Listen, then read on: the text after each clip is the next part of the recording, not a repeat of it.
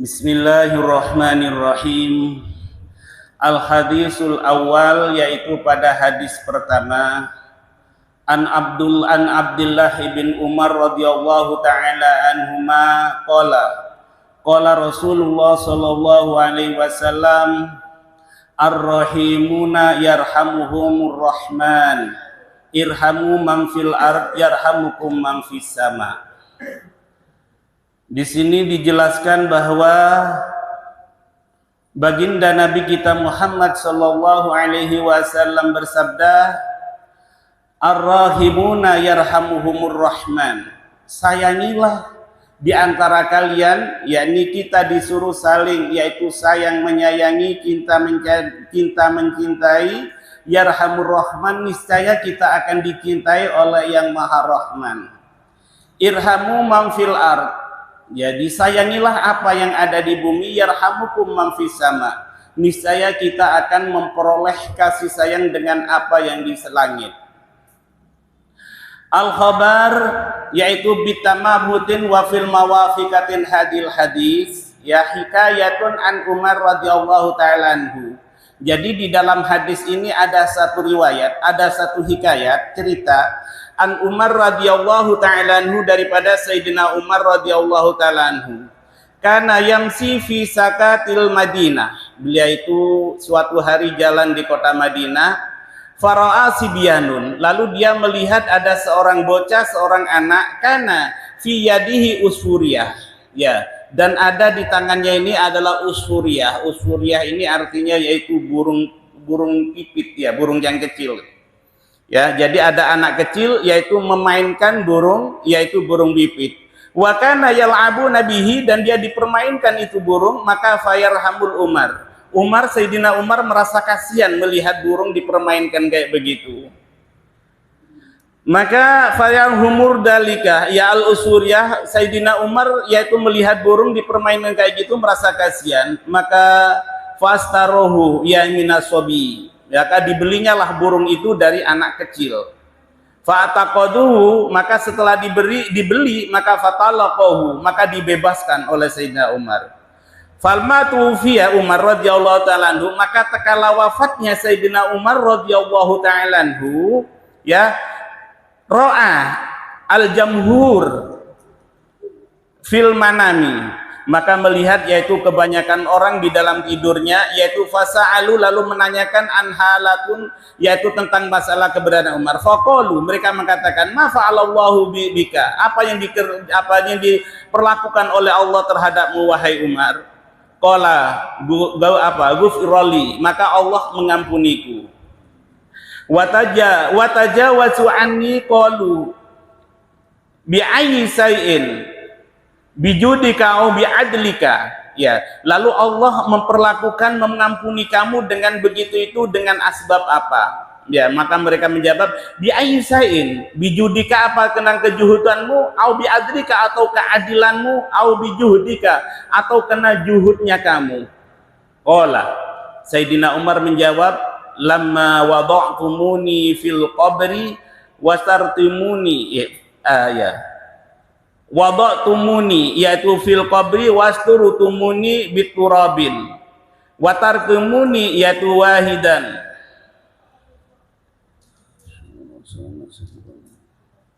Gufirali bijawatawaz anni, yaitu qalu ya bi ayyi sayyin, dengan apa Allah memperlakukan kamu, bijudika au bi adlika au bi zuhdika, apa dengan karena kejuhutanmu, dengan keadilanmu atau kedermawananmu. Qala, Umar menjawab, lamma wada'tumuni, sungguh enggak ada semuanya itu, ya, fil qabri, tekala, yaitu lamma wada'tumuni fi qabri, tekala aku diletakkan di dalam kubur, maka wastumuni yaitu biturabin, lalu aku ditumpuk yaitu dengan debu, ya, dengan tanah, watarkumuni wahidan, lalu aku ditinggalkan seorang diri, fadhahala ala malakanin, maka datang malaikat, yaitu muhaimiyatin tarot akli, ya, melihat malaikat yang begitu luar biasa aku menjadi gemetar, kata Sayyidina Umar. Warta'addu mafasoli idau min haitamiyatin, ya, maka tiba-tiba ada suara yaitu yang khotimatihima, ya, tak ada suara, ya apa namanya, min haibatihin, saking hebahnya daripada malaikat itu aku menjadi gemetar. Wa atani, lalu memegang aku, wa ajalasani, lan mendudukkan aku, wa arada ayasalani, lalu dia hendak menanyakan aku.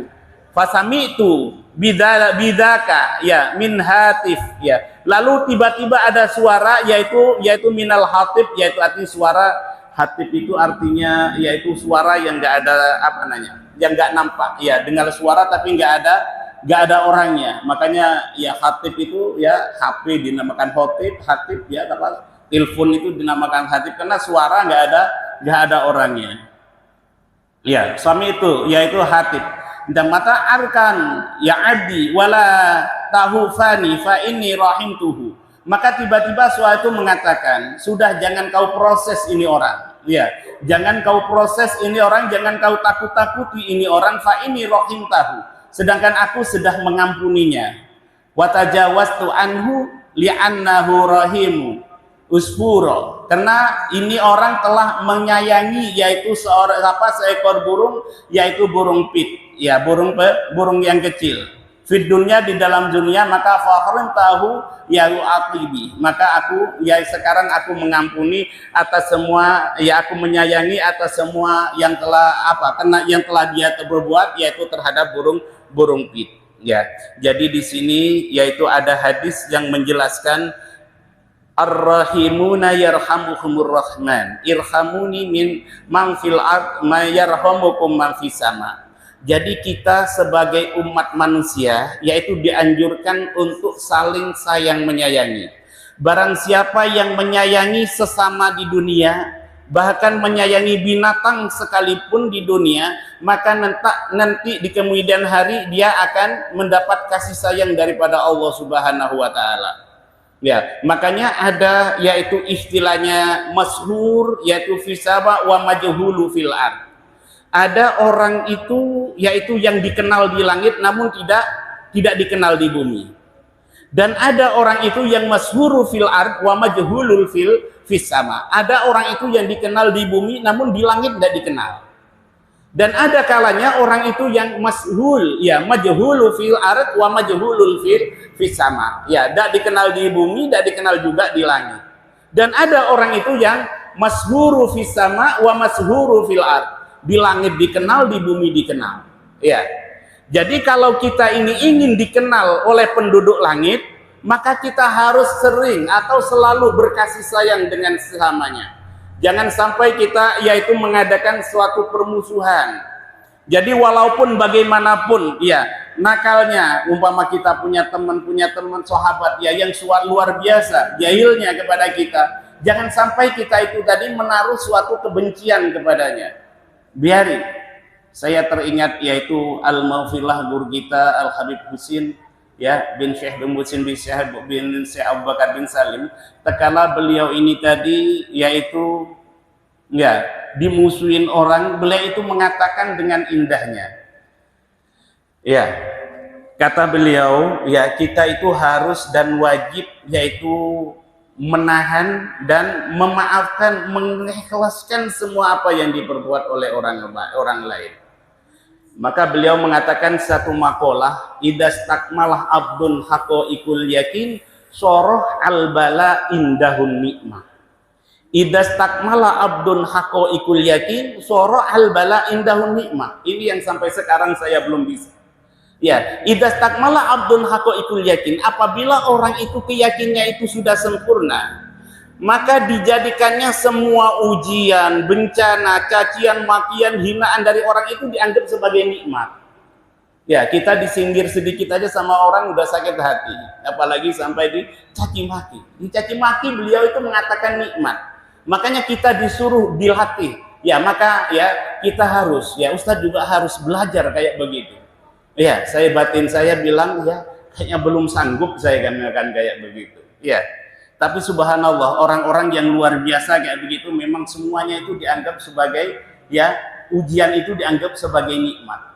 Ya, makanya di sini dijelaskan ya Sayyidina Umar di dalam hadis ini dijelaskan yang lalu mengkisahkan kisahnya Sayyidina Umar. Suatu hari Sayyidina Umar bin Khattab radhiyallahu ta'ala anhu jalan di kota Madinah. Beliau tuh melihat seorang bocah, seorang anak yang sedang mempermainkan burung pipit, ya, burung pipit, burung yang kecil itu.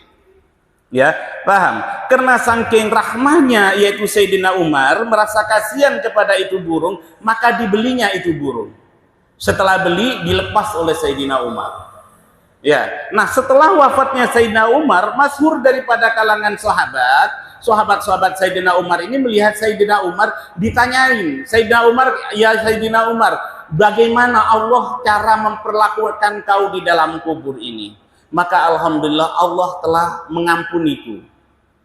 Maka kata sahabatnya, dengan cara apa Allah yaitu mengampunimu? Apakah dengan yaitu kedermawananmu, atau karena kejuhudanmu, atau karena keadilanmu di dalam memimpin? Tidak, yaitu karena aku menolong seekor burung pipit, ya, burung pipit, ya. Di saat itu dipermainkan oleh anak kecil, lalu aku beli dan aku bebaskan. Dengan karena rahmahnya aku kepada burung itu, maka Allah mengampuni semua dosa-dosaku, kata Sayyidina Umar. Makanya tekala Sayyidina Umar, yaitu tekala dimakamkan, ini setingkat Sayyidina Umar, ini masih melihat malaikat itu masih merasa takut. Sayyidina Umar ini merasa takut dengan adanya malaikat yang tidak mempertanyakan proses Sayyidina Umar. Ya, sehingga Sayyidina Umar tekala akhirnya Sayyidina Umar didudukkan, dipegang tangannya oleh malaikat, ya hendak ditanyakan, tiba-tiba ada khatib, yaitu suara yang tanpa awak. Ya, jadi ada suara nggak ada orangnya, itu namanya khatib. Ya, lalu katanya Sayyidina Umar, katanya khatib suara tersebut, ya malaikat, jangan kau tanyakan, jangan kau proses itu orang, ya, karena aku telah memaafkan ini orang. Karena orang ini punya sifat rahman luar biasa, bukan hanya terhadap sesama manusia, tapi terhadap binatang pun dia itu mempunyai rasa kasih sayang. Makanya aku maafkan semua kesalahannya ini Umar. Akhirnya terbebaslah Sayyidina Umar dari pertanyaan-pertanyaan kubur. Langsung dibebaskan Sayyidina Umar, langsung dimasukkan ke dalam surganya Allah Subhanahu wa ta'ala. Ya, jadi memang Allah ini memberikan suatu keberkahan, ya, yaitu tadi ada orang itu yang dikenal di bumi namun tidak dikenal di langit. Masyhuru fil ard namun majhulu fis sama. Siapa? Ya kayak orang-orang, ya kayak pejabat dan sebagainya, masyhur, dikenal ya di bumi, namun belum tentu dikenal di langit. Ada orang ini yang tidak dikenal di bumi namun dikenal di langit. Ya, majhulu fil ard namun masyhuru fis sama. Ini ada satu kisahnya yaitu Abdullah ibn Mubarak. Ya, Abdullah ibn Mubarak ini adalah seorang mufti. Ya, Abdullah ibn Mubarak seorang luar biasa. Ini anak daripada Abdullah ibn Mubarak ini adalah anak daripada seorang budak, yaitu yang bernama Mubarak. Ya, dalam kisah dijelaskan, ya, Mubarak ini ya adalah seorang budak daripada Nuh bin Maryam. Nuh bin Maryam ini adalah seorang gubernur, seorang pejabat tinggi. Ya, lalu punya budak namanya Mubarak dari kota Hindi, yang perawakannya itu maaf yaitu kurus, ya, dan hitam, rambutnya keriting dan enggak tampan. Ya, namanya budak. Ya. Lalu diperkerjakan oleh Nuh bin Maryam ini di perkebunan, yaitu kebun anggur. Ya, ringkasnya cerita, tekala anggurnya ini sudah mulai musim, ya, maka Nuh bin Maryam ini pergi ke kebunnya ingin mencicipi anggurnya. Lalu memerintahkan kepada Nuh bin Maryam, tolong ambilkan Mubarak, tolong ambilkan aku setangkai anggur. Diambilkan oleh yaitu Mubarak, ya, dicobain, dimakan kok asam, ya, suruh ambil lagi asam lagi, sampai 3 kali asam terus. Akhirnya diomelin, ya, Mubarak ini diomelin oleh majikannya. Bagaimana kamu sudah bertahun-tahun menjaga kebun ini, kok suruh mencari anggur yang manis saja kok nggak dapat kamu. Tapi apa jawabannya? Inni kharastu fi hadhil bustan. Saya di sini hanya sekedar menjaga di kebun ini. Ya, jadi berarti Mubarok ini selama menjaga kebun ini nggak pernah, yaitu mencicipi barang satu butir anggur pun nggak pernah. Karena saking khawatirnya, takutnya, yaitu itu akan menjadikan penghalang, yaitu kemesraannya dirinya dengan Allah Subhanahu wa Ta'ala. Takut menghambat. Ya, akhirnya Nuh bin Maryam ini selalu setiap punya masalah apa itu yang dicari itu adalah Mubarok ini, yang diajak musyawarah ini Mubarok. Sampai tentang masalah kenegaraan, tentang masalah perekonomian, semuanya yang diajak musyawarah ini adalah yaitu Mubarok ini. Bahkan saking pentingnya, perlunya ya mencari solusi daripada Mubarok ini tadi, sampai kala dia hendak menjodohkan putrinya. Karena Nuh bin Maryam ini adalah seorang yang paling kaya, seorang gubernur, yaitu punya anak cuma satu-satunya, paling cantik di negara itu. Ya tentunya banyak yang demenin, banyak yang menyukai. Ya, akhirnya apa yang terjadi? Sehingga Nuh bin Maryam ini tadi kebingungan. Tipe menantu yang kayak apa yang layak untuk aku jadikan menantu? Ya, orang yang kayak apa yang layak untuk aku jadikan menantu? Akhirnya apa yang terjadi? Ya, dia itu bermusyawarah kepada yaitu Mubarok. Wah Mubarok, aku punya muskilah sekarang. Aku punya masalah sekarang. Ini sangat genting sekali masalah ini. Ya, kalau nggak segera diselesaikan akan berabe nantinya. Ya, masalah apa ya Tuhan? Yaitu mengenai putriku. Aku punya anak putri cuma satu-satunya, tapi semuanya yaitu pembesar atau semuanya para pembesar kerajaan itu pada menyukai anak saya. Kira-kira yang bagus, yang pantas untuk aku jadikan menantu itu kriterianya yang kayak apa? Akhirnya Mubarok menjelaskan, kalau menurut orang Yahudi, ya biasanya kalau cari menantu itu ada dari postur tubuh. Cari orang yang tampan, yang ganteng, supaya anaknya nanti ganteng. Ya. Terus kalau dari kalangan orang-orang yaitu Nasara, itu yang dicari itu dari keturunan. Jadi keturunan ningrat, keturunan kerajaan, keturunan orang-orang yang hebat. Tapi kalau menurut baginda Nabi kita Muhammad Shallallahu Alaihi Wasallam, yang dilihat terlebih dahulu itu adalah akidahnya, keimanannya. Ya, akhirnya Nuh bin Maryam itu berpikir, kalau aku perhatikan sebanyaknya para orang-orang hebat di sini ini, nggak ada yang sehebat imannya kayak Mubarok ini. Jadi kalau begitu kau yang pantas untuk aku jadikan menantu. Iya, katanya Nuh bin Maryam. Mubarok bingung, masa saya ini seorang budak, seorang yang nggak punya apa-apa, yang nggak punya kualitas apa-apa, mau diambil menantu. Kayaknya nggak layak. Ya, akhirnya apa katanya Mubarok? Ya Tuhan, ya rupa-rupanya nggak pantas kalau saya diambil menantu oleh Tuhan. Ya, karena saya ini adalah seorang budak, perawakan saya juga nggak memungkinkan. Ya, putri Tuhan adalah seorang yang sangat cantik. Saya kayak begini nyadar, ya Mubarok ini nyadar. Tapi apa yang aku perhatikan adalah yaitu keistimewaannya yang mempunyai yaitu kemampuan yaitu yang mempunyai kekuatan yaitu di dalam yaitu menggandengkan dirinya kepada Allah Subhanahu wa taala, menyandarkan dirinya kepada Allah Subhanahu wa taala. Ya, jadi satu-satunya orang cuman kau, orang yang paling luar biasa di dalam Islam. Maka aku putuskan kau harus bisa menjadi menantuku. Akhirnya pulanglah yaitu Nuh Maryam berunding kepada istrinya. Istrinya kurang setuju. Ya, masa putri kita secantik itu mau dikasihkan diodokan kepada seorang budak yang hitam kayak begitu. Ya, tapi apa katanya Nuh bin Maryam? Ya, kita jangan lihat dari sisi itunya, tapi ya akidahnya itu yang kita perhatikan. Nuh bin Maryam selama menjaga anggur kita, gak pernah makan barang sebutir pun itu kan berarti sudah orang luar biasa. Ya, akhirnya kata istrinya, ya kalau begitu kita tanyakan saja sama anak kita, sama putri kita, mau nggak? Akhirnya ditanya putrinya, ternyata putrinya ini seorang yang luar biasa, seorang yang sangat solihah. Ya, karena kata ayahnya ini adalah orang yang luar biasa, maka dia mengiyakan, menyetujui.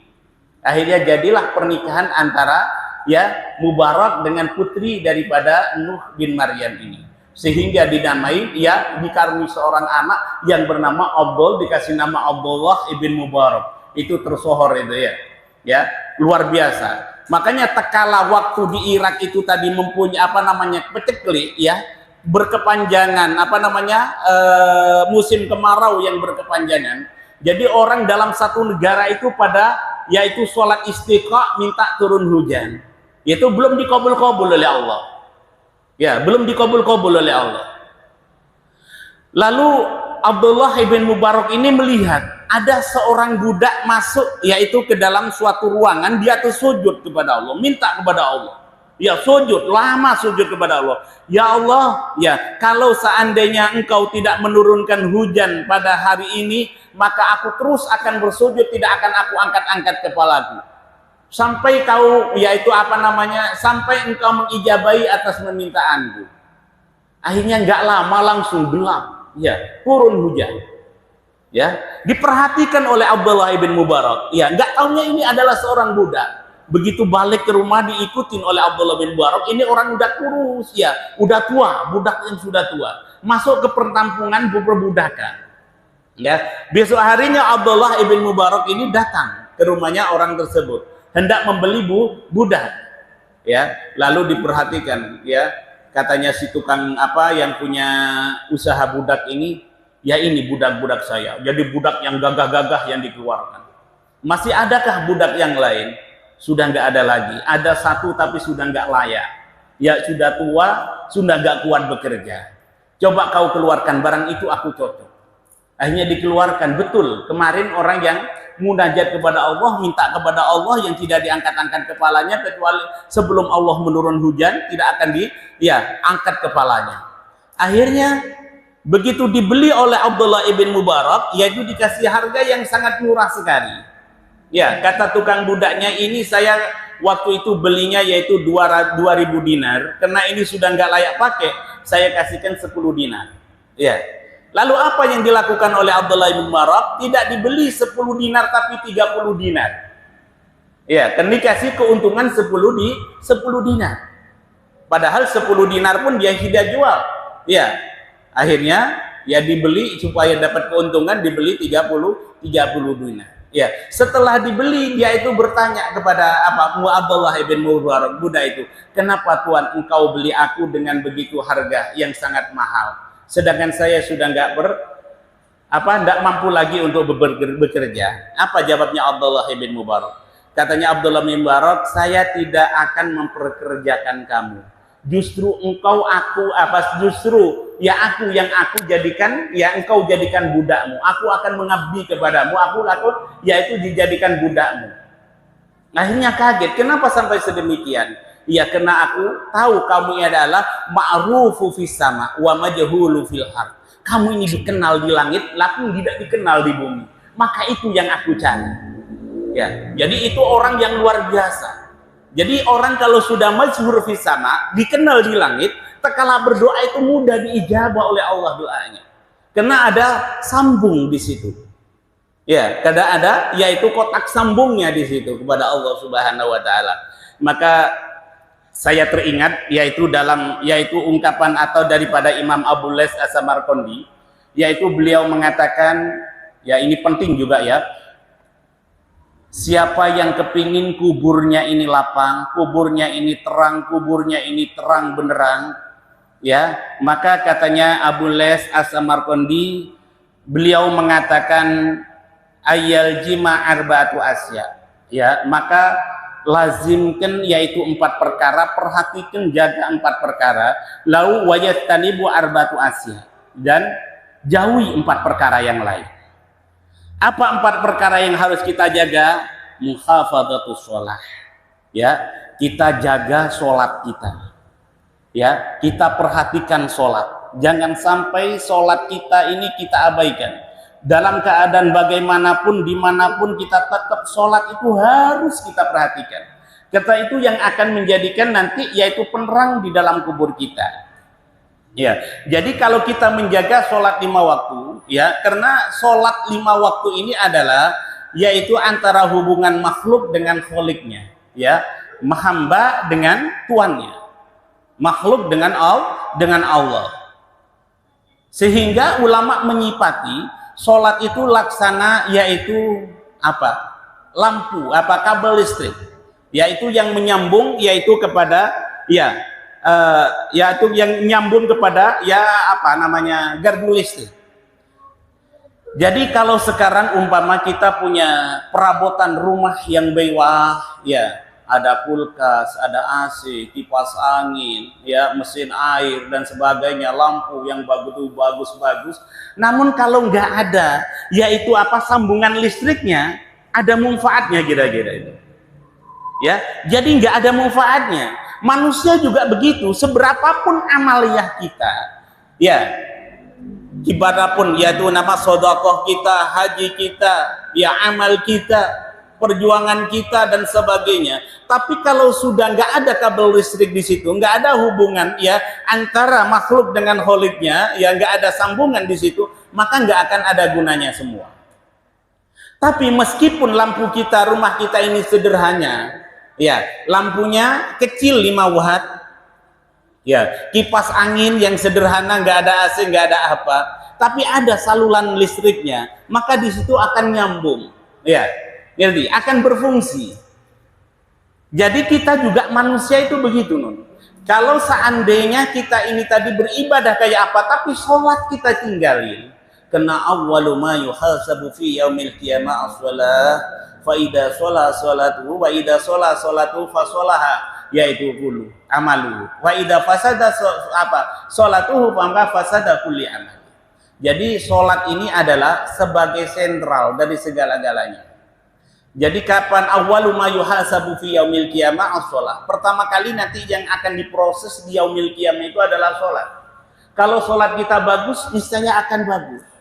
Ya, kalau sholat kita rusak, niscaya akan rusak semua amaliannya. Puasanya rusak, hajinya rusak, zakatnya rusak. Ya, jadi sholat ini jangan sampai kita tinggalkan. Makanya dalam satu hadis baginda Nabi kita Muhammad SAW, as-salatu karra'asi fil jasad. Ya, sholat itu kayak anggota badan, kepala dalam anggota badan. Ya, jadi bagaimanapun orang itu, ya, cacatnya orang, tapi kalau nggak ada kepalanya nggak mungkin kita bisa hidup. Tapi kalau meskipun nggak ada tangan, nggak ada kaki, nggak ada, ya, mata, nggak ada kuping, nggak ada apa, itu masih, ya, layak hidup. Tapi kalau sudah nggak ada kepala, ya, saking nggak pantasnya orang muslim itu kalau sampai tarikus sholat, ninggalin sholat. Makanya jangan pernah sholat itu kita tinggalkan.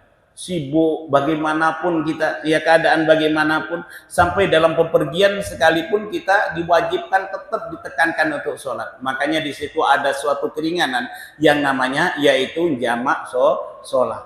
Ya, jadi antara 2 waktu taruh di 1 waktu, ya, 4 rakaat jadikan 2 rakaat, ya, dikosor. Ya, jadi saking pentingnya sholat, jangan sampai sholat ini kita tinggalkan. Maka katanya Abu Ilyas Al-Samarqandi, beliau mengatakan, yaitu kalau kubur kita ingin terang, ya, kita dijadikan taman daripada taman surganya Allah Subhanahu wa taala, kita punya kubur, maka pertama yaitu hafidzus sholat, muhafadzus sholat, perhatikan sholat. Yang kedua, ya,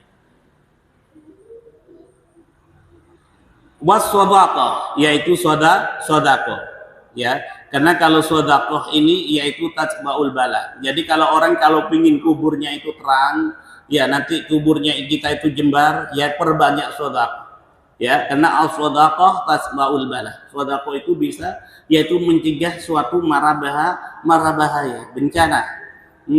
Yang ketiga yaitu qiraatul Quran, ya, banyak baca Al-Quran. Makanya kita lazimkan baca Al-Quran, walaupun cuma 1 ayat, ya, lama-lama akan selesai nanti. Ya, 1 ayat kah, ya, atau 1 ain, atau 1 lembar dan sebagainya, apalagi sampai 1 juz. Yang penting kita lazimkan. Tekala nanti selesai hatam, ya, waktunya hatam, kita kumpulkan keluarga kita. Ya, doanya itu bareng-bareng dengan keluarga. Wah, itu luar biasa. Ya, sudah ada kira-kira yang melazim kayak gitu. Kita, ya, ambil, ya, berapa ayat, ya, semampu kita. Masa kita kaiman 3-4 ayat itu nggak mampu, ya. Atau lah sampai satu lembar. Lebih-lebih kalau mampu satu juz, ya. Yang penting kita lazim setiap habis sholat kita baca. Nah, tekala nanti sudah waktunya khatam, ya kumpulkan keluarga, kita ajak doa bersama. Itu luar biasa itu, ya Quran itu. Karena Quran ini yaitu di dalam kitab Jawahirul Kalam itu dijelaskan yaitu paling besar-besarnya mujizat. Kenapa dinamakan paling besar-besarnya mujizat? Karena Al-Quran ini yaitu yang apa? Yang hukumnya ya. Jadi yang apa namanya? Hukumnya ini terpakai sampai ila yaumil qiyamah. Ya, sampai akhir kiamat nanti. Ya, nggak akan ada ya apa namanya? Perubahan-perubahan dalam yaitu Al-Quran itu. Yang ketiga, yang keempat yaitu kasratut tasbih. Ya, perbanyak kita baca tasbih. Maka biasakan kita pegang tasbih. Iya, megang tasbih itu biasakan. Kenapa? Ya, orang kalau sudah melazimkan megang tasbih, ya, biasakan megang tasbih, ya, walaupun kita nggak diputer ini tasbih, capek kita kandongin, ya, maka tu'adzabu, ya, musabbihat, ya, kayak kita ini tadi dihitung kayak kita itu tetap bertasbih, ya. Jadi ini yang akan menerangi dalam kubur kita nanti, ya. Pertama yaitu sholat, ya, perhatikan jaga sholat 5 waktu. Yang kedua yaitu wasodaqah, yang ketiga qiraatil Quran, yang keempat kasaratul tasbih, perbanyak baca tasbih. Lalu yang terakhir yang keempat yaitu yang apa namanya yang harus kita jauhi. Pertama yaitu al-kidib, yaitu bohong, ya. Jangan kita bohong. Biar bohong ini biasa menjadi langganan, ya. Ya. Tapi insya Allah kalau orang ya masjid apa namanya? Al-Ijtihadiyah. Iya, insya Allah nggak ada yang suka bohong, ya. Insya Allah jujur semua, ya. Yang kedua yaitu hianat, ya. Tidak mengapa yang tidak menepati janji. Yang ketiga yaitu namimah, suka mengadu domba, ya, suka mengadu domba. Yang keempat yaitu al-baul, yaitu kencing, ya. Ini perlu itu, ya. Kencing ini kena banyak orang yang disiksa di dalam kubur itu karena banyakkan kurang menjaga kesucian tentang masalah kencing, ya. Makanya kalau kita kencing itu, ya, jangan suka kencing berdiri. Ya, kencing yaitu kalau bisa itu sambil jongkok, ya, maaf. Ya, sambil diperhatikan, ya. Jadi kaki, ya, sambil berdehem, ya. Jadi didudukin, ya. Ya, sambil apa namanya? Biasanya ditarik sampai ya minimal 3 kali. Jangan banyak-banyak juga nariknya, nanti bahaya. Ya, bukan kencing yang keluar nanti kalau banyak. Ya. Jadi itu, ya, diperhatikan masalah kencing, ya. Jadi harus dijaga. Kalau kita ingin jembar kuburnya, nanti ingin terang kuburnya, jadikan taman daripada surganya Allah Subhanahu Wa Taala. Pertama lakukan 4 hal, yaitu sholat kita jaga, sedekah, ya, dan membaca Al-Quran serta kasratut tasbih, banyak memegang tasbih. Yang keempat yang lainnya yang tidak boleh untuk kita ya jalani yaitu al-kidib, hianah, yaitu namimah, dan al-baul, ya. Sampai isya, ya, iya, pas isya, ya.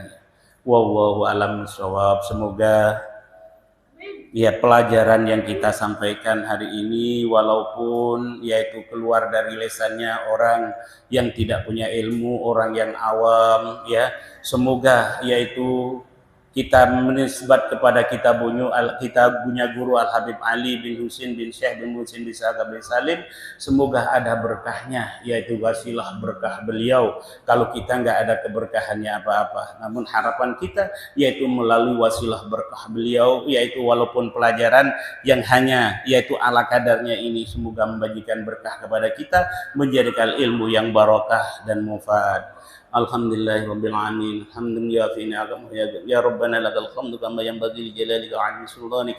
Allahumma shalli ala sayidina Muhammadin wa ala ali sayyidina Muhammad. Allahumma anqilna wal muslimina minas sadawati ila sa'adah wa minan nari ila al jannah wa minadh dhunubi ila al maghfirah wa minal ihanati ila al karamah wa minal bid'ati ila sunnah wa minal khawfi ila al aman wa minadh dhilli ila al is. Allahumma inna ala dinina bid-dunya wa ala dunya bit-taqwa wa ala taqwa bil-amal wa ala al-amalu bit-tawfiq wa ala jamilana min adra ila wajhikal karim. Ya Allah, ya Allah, ya Allah, ya Rabba, ya Rabba, ya Rabba, ya Gautha, ya Gautha, ya Gautha, ya akramal akramin, ya Rahman, ya Rahim, ya Malik, ya Quddus, ya Salam, ya Mumin, ya Muhaimin, innaka ala kulli shay'in qadir. Rabbana hab lana min azwajina wa dhurriyyatina wa qurrata a'yunin wattaqina imama. Allahumma ja'alna wa auladana wa jami' talamidina wa masyayikhina min ahli ilmi wa ahli khair wa ahli ibadah wa ahli ta'ah wa ahli istiqamah wa ahli amal khair. Allahumma ighfir lana wa liwalidayna warhamhuma kama rabbawna shighara. Rabbana atina fid dunya hasanah wa fil akhirati hasanah wa qina adzabannar. Wa sallallahu ala sayyidina Muhammad rabbil izzati amma yasifun wa salamun alal mursalin walhamdulillahi rabbil alamin. Al-Fatihah.